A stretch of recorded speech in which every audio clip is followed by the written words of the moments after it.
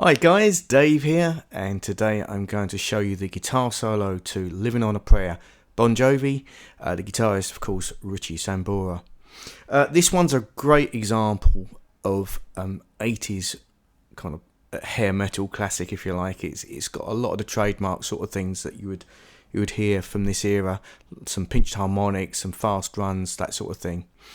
And as far as the key goes, it's in E natural minor, so for the most part he's playing minor pentatonic and a little bit of the natural minor scale, and there's a little chromatic run at the end that we'll get into. Okay, so it's going to be short and sweet this, it's not a lot to it. So the first run is this.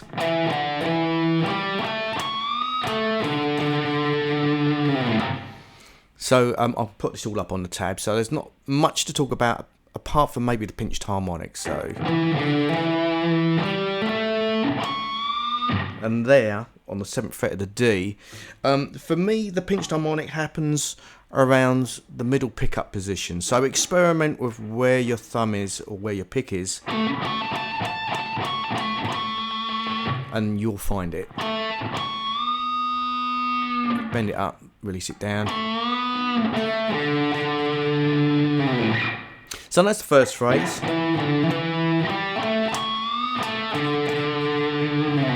Now the next bit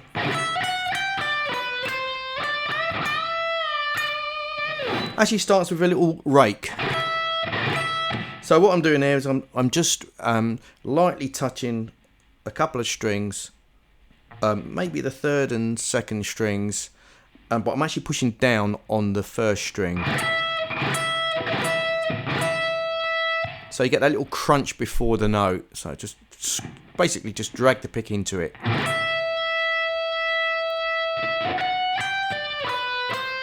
So all of these notes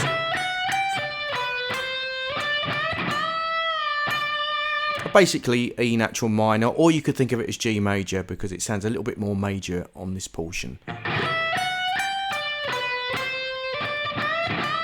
Double bend there. Let it down, then repick it.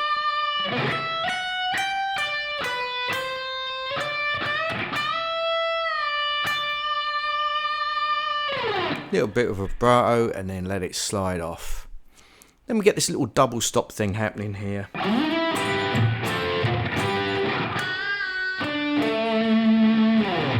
So again, you can see it all up in the tab there, so slide into 14.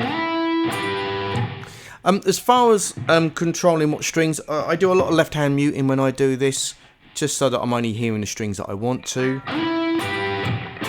And a little bit of controlled pick as well. So I'm not hitting all, big areas, I'm keeping it quite small. Those little kind of percussive marks really are a result of the palm of the hand coming on in between the double stops. So I don't think of them like that you have to play them. They're really just a result of handling noise, really, if I'm being honest.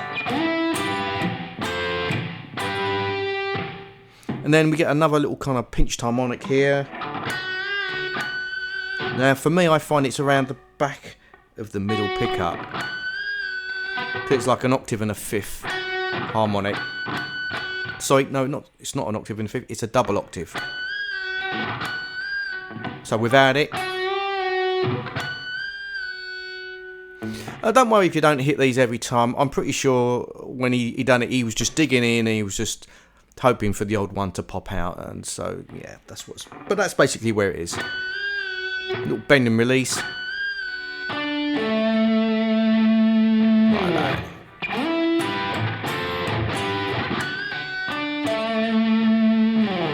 Then we get another little rake. Similar phrase to what we had before.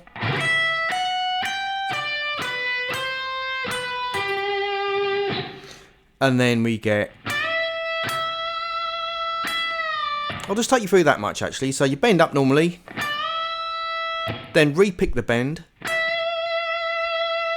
then repick it and release it. So you get... like that. And of course you're adding vibrato when you repick that bend.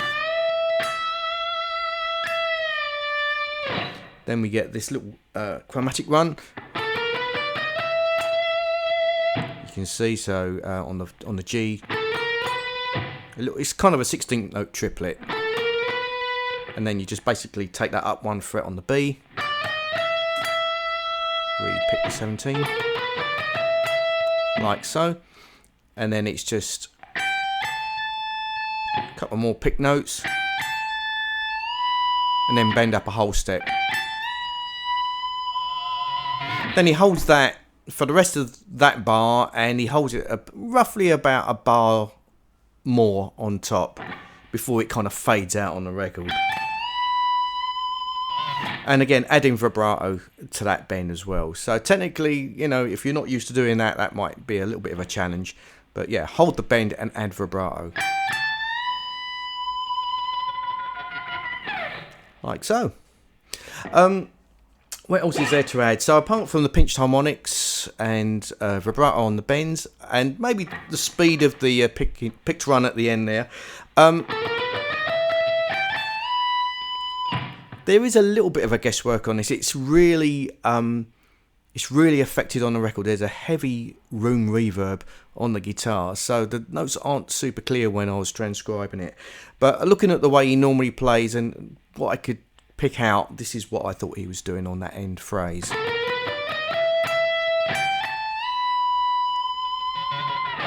Now sound wise, I'm using the Helix, and I'm using basically their model of a JCM 800 Marshall with a Boss Overdrive in front of it, and like I say, quite a heavy room reverb just to kind of get close to the sound that's on the record.